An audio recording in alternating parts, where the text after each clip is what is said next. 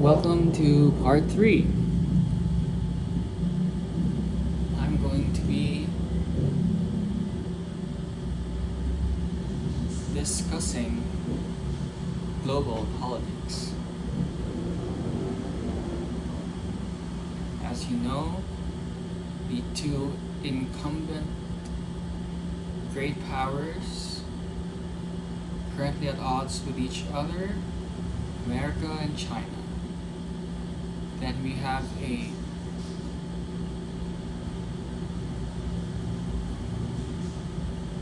secret superpower, the elephant in the room, the EU.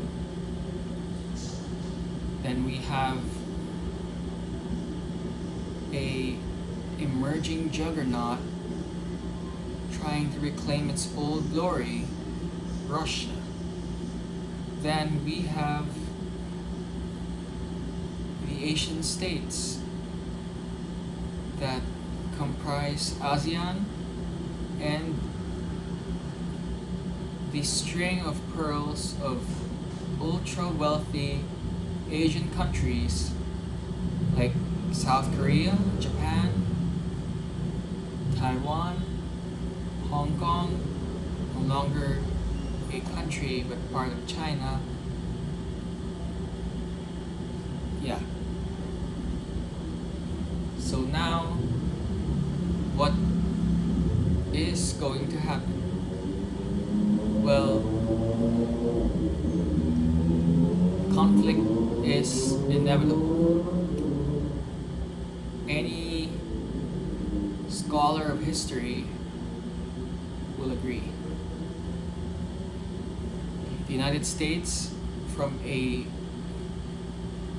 superpower with global reach, has started to turn inwards and become very protectionist. On the other hand, China is expanding its global presence, and the EU, which used to be very reliant on the US, is now learning to be independent and become more resilient. This time of volatility is challenging, and as ordinary people, we have to be more educated on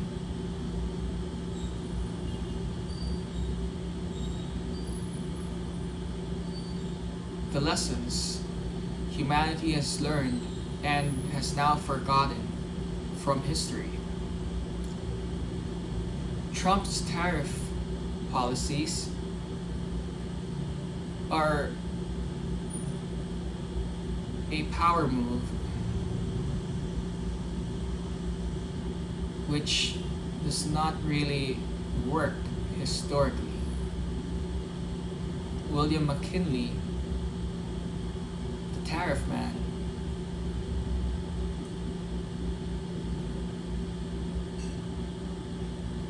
brought the US to the depths of the Great Recession.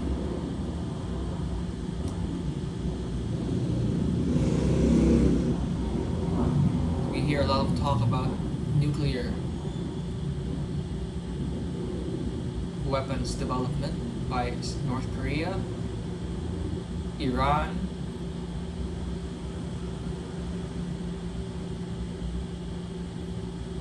and these have caused significant problems for the United States and its allies. The Israel-Hamas war, the collapse of the Assad regime in Syria, the high profile assassinations of Iranian officials, and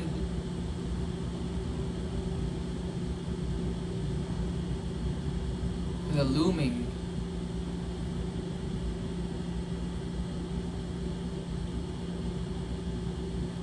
Taiwan issue, all create an environment of extreme uncertainty.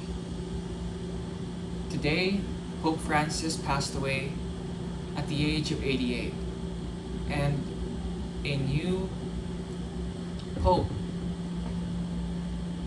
will be elected in the coming days.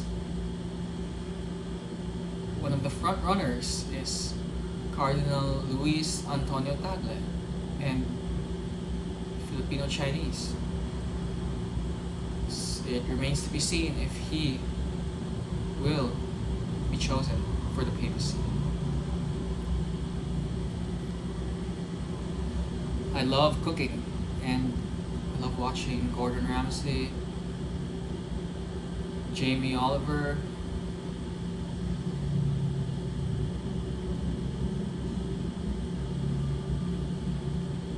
Marco Pierre White, MasterChef, and cooking shows in general.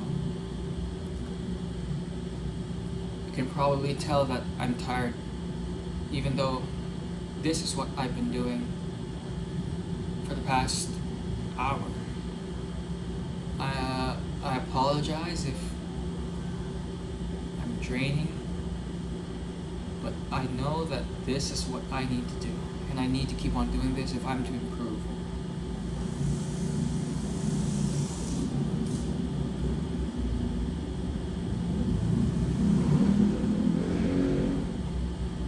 Life is filled with ups and downs. You never know what each day holds. I also saw a interview between Margot Robbie and Cillian Murphy, and their exchange, their discussion on Barbenheimer is fascinating. Who could have expected that these two seemingly very contrasting films, which cater to different audiences, work so well together? And they have created a cultural phenomenon unseen in recent years. I also watched a video by Robert Pattinson where he talks about his acting mindset, his approach, and how he selects roles like Twilight, like Batman, like The Lighthouse. And it's interesting to see how much we have in common with one another, not just as actors, but as humans in general. I also watched a lot of Andrew Garfield content, and he is truly a remarkable friend, a very bright speaker who makes you feel warm, who makes you feel loved, who makes you feel heard. And I love his energy, his vibe, his aura.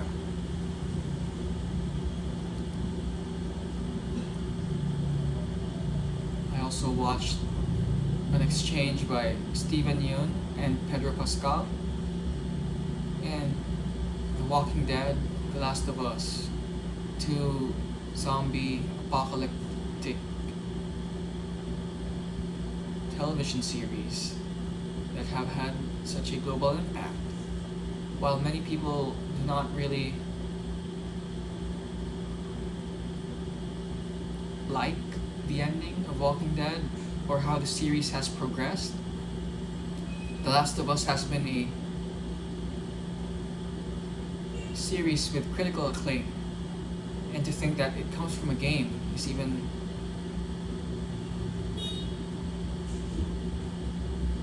more outstanding. I also remember the time when I watched Breaking Bad with Aaron Paul and Bryan Cranston. Their acting is superb. Who can forget about Anna Gunn, Skylar White? Yo, she truly is a very talented actress.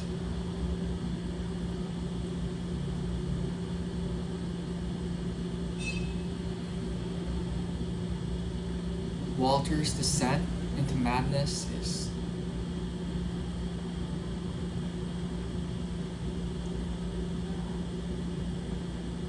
interesting. I also love the dynamic between Walter and Hank, and Walter's transformation from being a shy high school chemistry teacher haunted by his past, with regrets, filled with regrets, when he sees his two friends having created a billion-dollar company which he was part of but left. Gray matter. And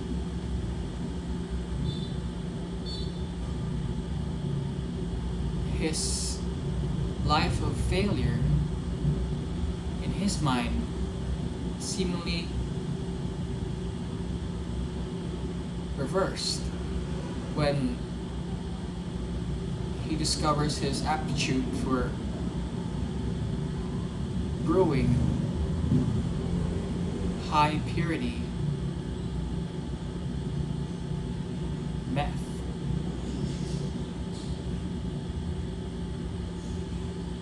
He enters a world of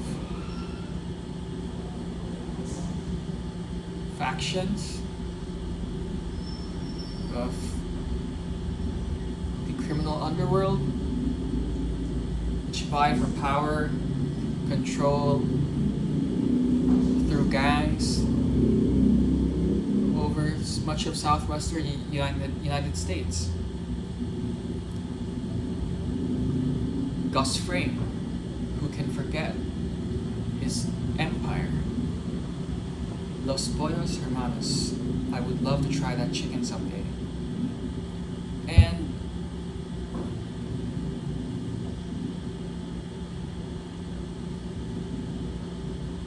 the betrayal by Walter of everyone he encounters, basically. A true sign of a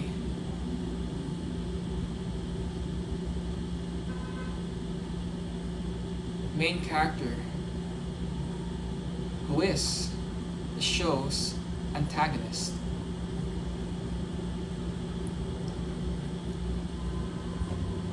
It's also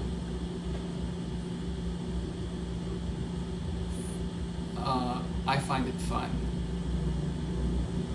to see how Walter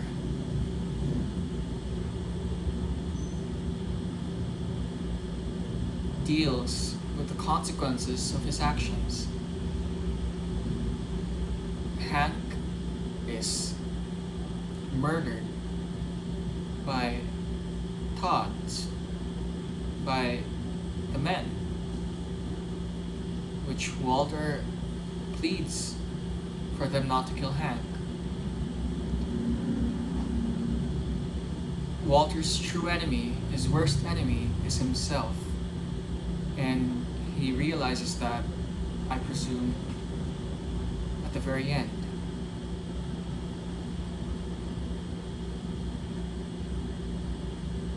Who can forget Saul Goodman, the corrupt lawyer who is so skilled but still has to face the law. Better Call Saul is a very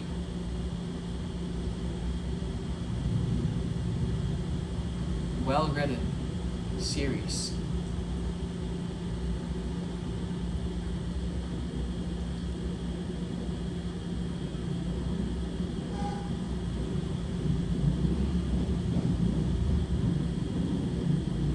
I'm just here looking at this camera, and now a flurry of K-dramas which I have seen enters my mind. The first K-drama I watched was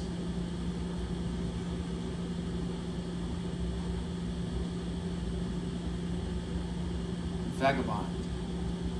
Then I watched Itaewon Class, and then I watched Kingdom. A very, very good series. You should watch it. Then I watched Weightlifting Fairy Kim Bok-joo. Then I watched so many.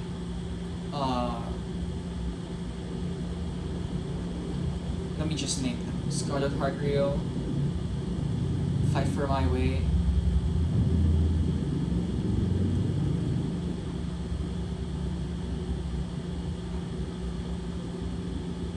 Penthouse, Doctor Stranger, Doctor Romantic, Hospital Playlist, The Heirs, My Love from the Star,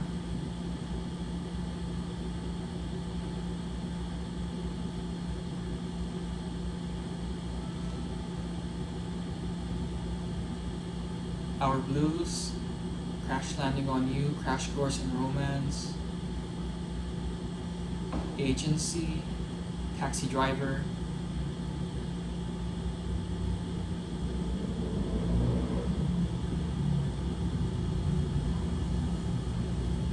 Golden Spoon, Dream High, The Producers,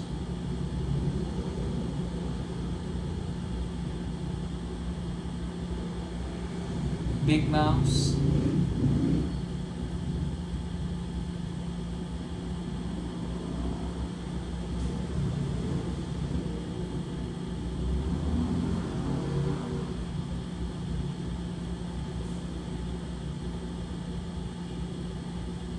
DP,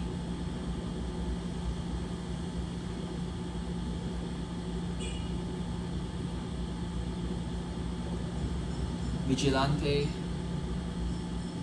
Bloodhounds,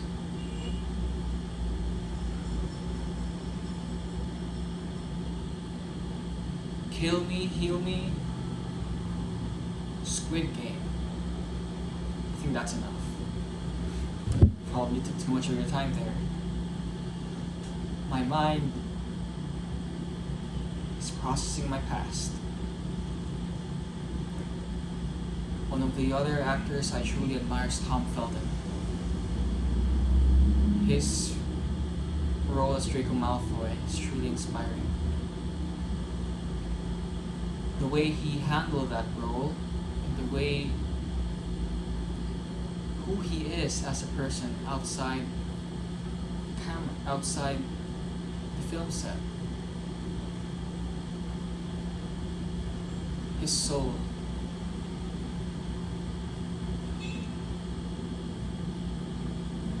He does everything from his soul.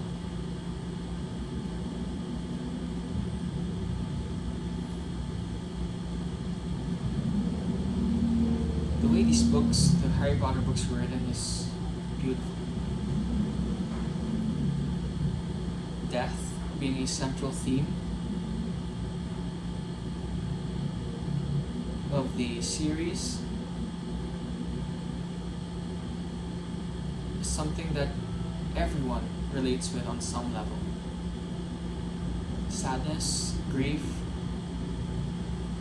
remorse,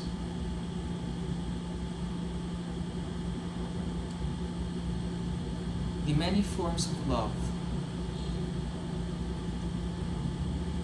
and the moralistic ambiguity in some of the characters, how good and evil are on a spectrum.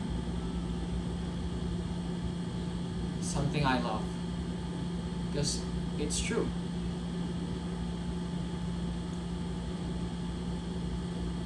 Stereotypes are not helpful, and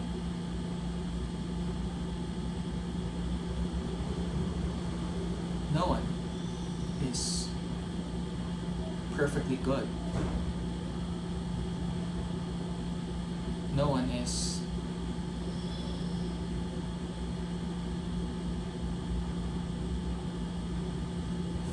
fully evil. Everyone has some sort of redeeming quality within them. And when you meet people who see the light within you,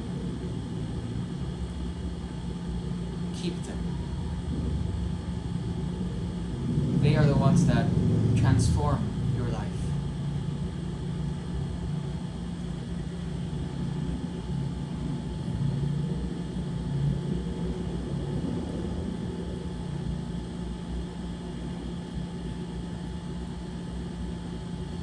I hope this could be, seriously, I hope this could be my audition tape.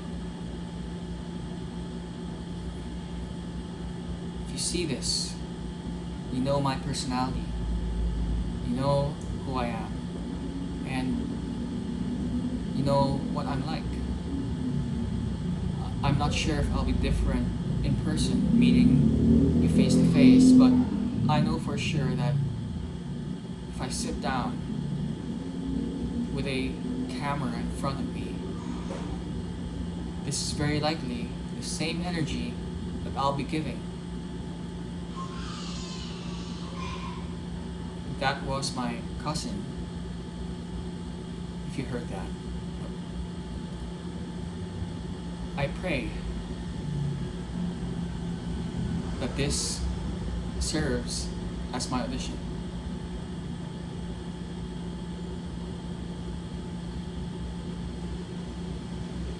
Goodbye.